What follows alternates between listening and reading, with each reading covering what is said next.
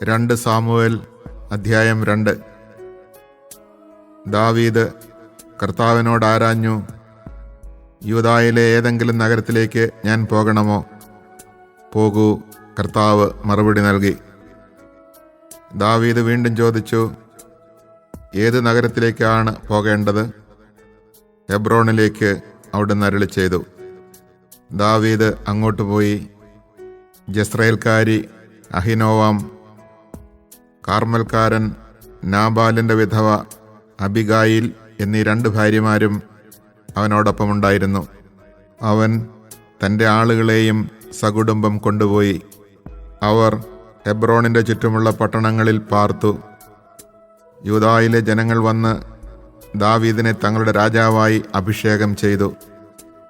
യാബേഷ് ഗിലെയാദിലെ ആളുകളാണ് സാവൂളിനെ സംസ്കരിച്ചതെന്ന് അവർ ദാവീദിനോട് പറഞ്ഞു. അപ്പോൾ ദാവീദ് ദൂതന്മാരെ അയച്ച് യാബേഷ് ഗിലെയാദിലെ ആളുകളോട് പറഞ്ഞു, കർത്താവ് നിങ്ങളെ അനുഗ്രഹിക്കട്ടെ. നിങ്ങളുടെ രാജാവായ സാവൂളിൻ്റെ ശവസംസ്കാരം നടത്തി അവനോട് നിങ്ങൾ ഇത്രയും ദയ കാണിച്ചിരിക്കുന്നുവല്ലോ. കർത്താവ് നിങ്ങളോട് ദയയും വിശ്വസ്തതയും കാണിക്കുമാറാകട്ടെ.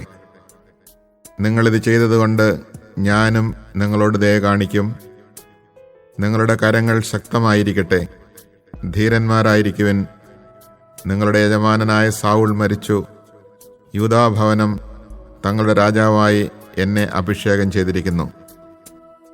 നേറിൻ്റെ മകനും സാവൂളിൻ്റെ സൈന്യാധിപനുമായ അബ്നേർ സാവൂളിൻ്റെ മകൻ ഇഷ്ബോഷത്തിനെ മഹനയിമിലേക്ക് കൂട്ടിക്കൊണ്ടുപോയിരുന്നു. അബ്നേർ അവനെ ഗിലെയാദ്, ആഷേർ, ജസ്രയേൽ, എഫ്രായിം, ബെഞ്ചമിൻ തുടങ്ങി ഇസ്രായേൽ മുഴുവനിലും രാജാവായി വാഴിച്ചു. രാജാവാകുമ്പോൾ സാവൂളിൻ്റെ മകൻ ഇഷ്ബോഷത്തിന് 40 വയസ്സായിരുന്നു. അവൻ 2 വർഷം ഭരിച്ചു. എന്നാൽ യൂദാഭവനം ദാവീദിനോട് ചേർന്ന് നിന്നു. ദാവീദ് യൂദാഭവനത്തിൽ രാജാവായി ഹെബ്രോണിൽ 7 വർഷവും 6 മാസവും ഭരിച്ചു. നേറിൻ്റെ മകൻ അബ്നേറും സാവൂളിൻ്റെ മകനായ ഇഷ്ബോഷത്തിൻ്റെ ദാസന്മാരും മഹനായിമിൽ നിന്ന് ഗിബെയോനിലേക്ക് പോയി. സെരൂയയുടെ മകൻ യോവാബും ദാവീദിൻ്റെ ഭൃത്യന്മാരും ഗിബെയോനിലെ കുളത്തിനരികെ വെച്ച് അവരെ കണ്ടുമുട്ടി. അവർ കുളത്തിനിരുവശത്തായിരുന്നു. അബ്നേർ യോവാബിനോട് പറഞ്ഞു, യുവാക്കൾ എഴുന്നേറ്റ് നമ്മുടെ മുൻപാകെ പയറ്റി നോക്കട്ടെ. അങ്ങനെ ആകട്ടെ, യോവാബ് പ്രതിവചിച്ചു. സാവൂളിൻ്റെ മകൻ ഇഷ്ബോഷത്തിൻ്റെ ഭാഗത്തു നിന്ന് ബെഞ്ചമിൻ ഗോത്രത്തിൽപ്പെട്ട 12 പേർ എഴുന്നേറ്റ് ദാവീദിൻ്റെ ഭൃത്യന്മാരിൽ 12 പേരുമായി ഏറ്റുമുട്ടി. ഓരോരുത്തനും എതിരാളിയെ തലയ്ക്ക് പിടിച്ച് അവൻ്റെ പള്ളയ്ക്ക് വാൾ കുത്തിയിറക്കി. അങ്ങനെ അവരെല്ലാം ഒരുമിച്ച് മരിച്ചു വീണു. അതുകൊണ്ട് ഗിബെയോനിലെ ആ സ്ഥലത്തിന് ഹെൽക്കത്ത് ഹസ്സോറീം എന്ന പേരുണ്ടായി. അന്നത്തെ യുദ്ധം അത്യുഗ്രമായിരുന്നു. ദാവീദിൻ്റെ ഭൃത്യന്മാരുടെ മുമ്പിൽ അബ്നേറും ഇസ്രായേൽക്കാരും തോറ്റോടി. യോവാബ്, അബിഷായി, അസഹേൽ ഇങ്ങനെ സെരൂയയുടെ 3 പുത്രന്മാരും അവിടെ ഉണ്ടായിരുന്നു. അസഹേൽ കാട്ടുമാനിനെ പോലെ ശീഘ്രഗാമിയായിരുന്നു. അസഹേൽ ഇടം വലം തിരിയാതെ അബ്നേറിനെ പിന്തുടർന്നു. അബ്നേർ പിറകോട്ട് തിരിഞ്ഞു ചോദിച്ചു, ഇത് നീയോ അസഹേലേ? അതെ, ഞാൻ തന്നെ, അവൻ പറഞ്ഞു. അബ്നേർ അവനോട് പറഞ്ഞു, നീ വലത്തോട്ടോ ഇടത്തോട്ടോ തിരിഞ്ഞ് യോദ്ധാക്കളിൽ ആരെയെങ്കിലും കൊള്ളയടിച്ചു കൊള്ളുക. എന്നാൽ അസഹേൽ പിന്മാറാതെ അവനെ പിന്തുടർന്നു. അബ്നേർ അസഹേലിനോട് വീണ്ടും പറഞ്ഞു, എന്നെ പിന്തുടരുന്നത് മതിയാക്കൂ. ഞാൻ നിന്നെ എന്തിനു കൊല്ലണം? ഞാൻ നിന്റെ സഹോദരൻ യോവാബിൻ്റെ മുഖത്ത് എങ്ങനെ നോക്കും? എന്നിട്ടും അവൻ വിട്ടുമാറാൻ കൂട്ടാക്കിയില്ല. അതുകൊണ്ട് അബ്നേർ തൻ്റെ കുന്തത്തിൻ്റെ പിൻഭാഗം കൊണ്ട് അവൻ്റെ വയറിന് കുത്തി. വയറ് തുളച്ച് കുന്തം പുറത്തു ചാടി. അവൻ അവിടെ തന്നെ മരിച്ചു വീണു. അവിടെ എത്തിയവരെല്ലാം സ്തബ്ധരായി നിന്നുപോയി. എന്നാൽ യോവാബും അബിഷായിയും അബ്നേറിനെ പിന്തുടർന്നു. സൂര്യൻ അസ്തമിച്ചപ്പോൾ അവൻ ഗിബെയോൻ മരുഭൂമിയിലേക്കുള്ള വഴിമധ്യേ കിടക്കുന്ന ഗിയായുടെ മുമ്പിൽ സ്ഥിതി ചെയ്യുന്ന അമ്മായിൽ നിലയുറപ്പിച്ചു. അബ്നേർ യോവാബിനോട് വിളിച്ചു പറഞ്ഞു, നാം എന്നും യുദ്ധം ചെയ്തുകൊണ്ടിരിക്കണമോ? അവസാനം കൈപ്പേറിയതായിരിക്കുമെന്ന് നിനക്കറിഞ്ഞുകൂടെ? സഹോദരന്മാരെ അനുധാവനം ചെയ്യരുതെന്ന് നിന്റെ ആൾക്കാരോട് ആജ്ഞാപിക്കാൻ ഇനി വൈകണമോ? യോവാബ് മറുപടി നൽകി, നീ ഇത് പറയാതിരുന്നെങ്കിൽ എൻ്റെ ആൾക്കാർ നാളെ രാവിലെ വരെ നിങ്ങളെ പിന്തുടരുമായിരുന്നെന്ന് ജീവനുള്ള ദൈവത്തെക്കൊണ്ട് ഞാൻ സത്യം ചെയ്യുന്നു.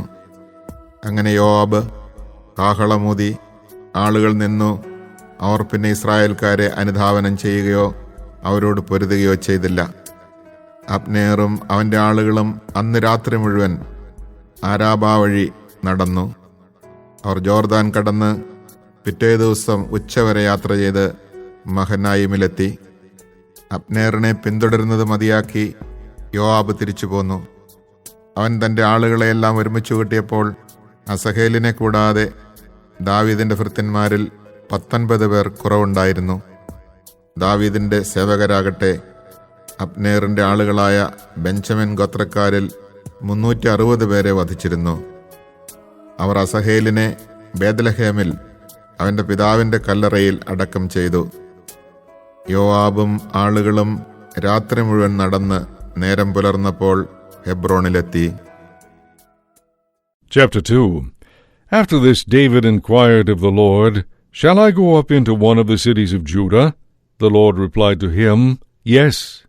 Then David asked, Where shall I go? He replied, To Hebron. So David went up there, accompanied by his 2 wives, Ahinoam of Jezreel and Abigail, the widow of Nabal of Carmel. David also brought up his men with their families, and they dwelt in the cities near Hebron. Then the men of Judah came there and anointed David king of the Judahites.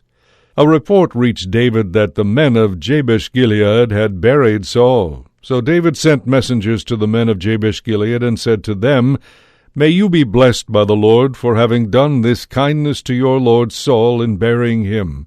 And now may the Lord be kind and faithful to you. I too will be generous to you for having done this. Take courage, therefore, and prove yourselves valiant men, for though your lord Saul is dead, the Judahites have anointed me their king. Abner, son of Ner, Saul's general, took Isbaal, son of Saul, and brought him over to Mahanaim, where he made him king over Gilead, the Asherites, Jezreel, Ephraim, Benjamin, and the rest of Israel. Ishbaal, son of Saul, was 40 years old when he became king over Israel, and he reigned for 2 years. The Judahites alone followed David. In all, David spent 7 years and 6 months in Hebron as king of the Judahites. Now Abner, son of Ner, and the servants of Ishbaal, Saul's son, left Mahanaim for Gibeon. Joab, son of Zeruiah, and David's servants also set out and met them at the pool of Gibeon. And they sat down, one group on one side of the pool, and the other on the opposite side.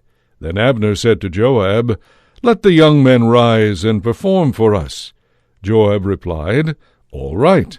So they rose and were counted off, 12 of the Benjamites of Ishbaal, son of Saul, and 12 of David's servants. Then each one grasped his opponent's head and thrust his sword into his opponent's side, and all fell down together. And so that place which is in Gibeon was named the Field of the Sides. After a very fierce battle that day, Abner and the men of Israel were defeated by David's servants. The 3 sons of Zeruiah were there, Joab, Abishai, and Asahel. Asahel, who was as fleet of foot as a gazelle in the open field, set out after Abner, turning neither right nor left in his pursuit. Abner turned around and said, Is that you, Asahel?